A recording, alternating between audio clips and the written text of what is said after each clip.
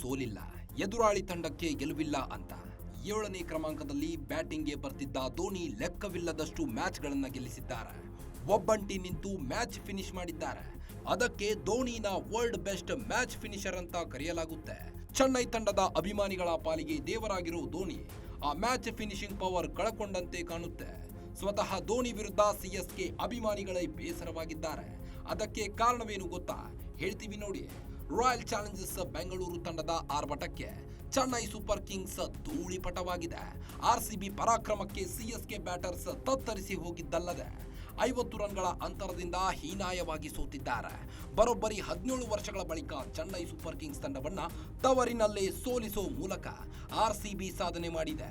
ಚೆನ್ನೈ ತಂಡದ ಈ ಸೋಲು ಎಂಎಸ್ ಧೋನಿಗೆ ಪ್ರಶ್ನೆ ಮಾಡುವಂತಾಗಿದೆ. ಈ ವಯಸ್ಸಿನಲ್ಲಿ ಅದ್ಭುತವಾಗಿ ಆಟ ಆಡ್ತಿರುವುದಕ್ಕೆ ಮೆಚ್ಚುಗೆಯ ಜೊತೆಗೆ ಪ್ರದರ್ಶನ ಬಗ್ಗೆ ಸಮಾಲೋಚನೆ ನಡೆಸುವಂತಾಗಿದೆ. ಟಾಸ್ ಸೋತು ಬ್ಯಾಟಿಂಗ್ ಮಾಡಿದ ಆರ್ಸಿಬಿ ಅಬ್ಬರಿಸಿತು. 20 ಓವರ್ನಲ್ಲಿ 7 ವಿಕೆಟ್ ಕಳೆದುಕೊಂಡು ಆರ್ಸಿಬಿ ತಂಡ ಚೆನ್ನೈ ವಿರುದ್ಧ 196 ರನ್ ಕಲೆ ಹಾಕಿ 197 ರನ್ಗಳ ಗುರಿ ನೀಡಿತ್ತು. ಟಾರ್ಗೆಟ್ ಬೆನ್ನತ್ತಿದ ಚೆನ್ನೈ ಆರ್ಸಿಬಿ ಬೌಲರ್ಗಳ ರಣಾರ್ಭಟಕ್ಕೆ ತತ್ತರಿಸಿತು. 52 ರನ್ಗಳ ಕಲೆ ಹಾಕುವುದರೊಳಗೆ 4 ವಿಕೆಟ್ ಅನ್ನ ಕಳೆದುಕೊಂಡಿತ್ತು. 12.5ನೇ ಓವರ್ನಲ್ಲಿ ಶಿವಂ ದುಬೆ ಔಟ್ ಆದಾಗ ಚೆನ್ನೈ 6 ವಿಕೆಟ್ ಕಳೆದುಕೊಂಡು 80 ಸ್ಕೋರ್ ಮಾಡಿತ್ತು.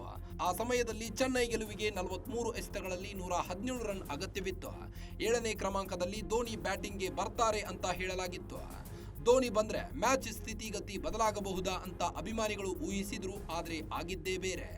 7ನೇ ಕ್ರಮಾಂಕದಲ್ಲಿ ಬ್ಯಾಟಿಂಗ್ಗೆ ಬರಬೇಕಿದ್ದ ಧೋನಿ ಬರಲಿಲ್ಲ.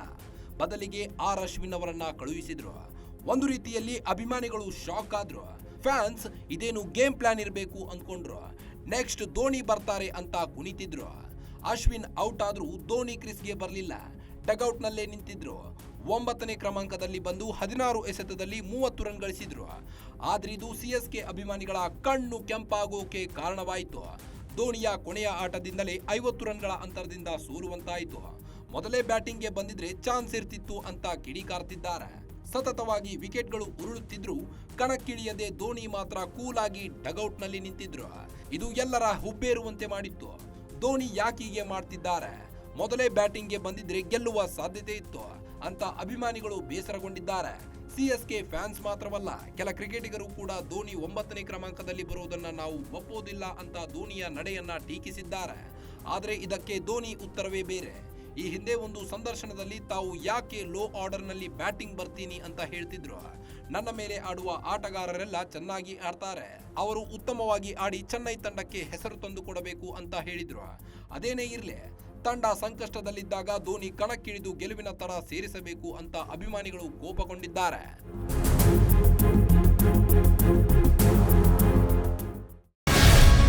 ಗ್ಯಾರಂಟಿ ನ್ಯೂಸ್, ಸುದ್ದಿ ಖಚಿತ, ನ್ಯಾಯ ನಿಶ್ಚಿತ.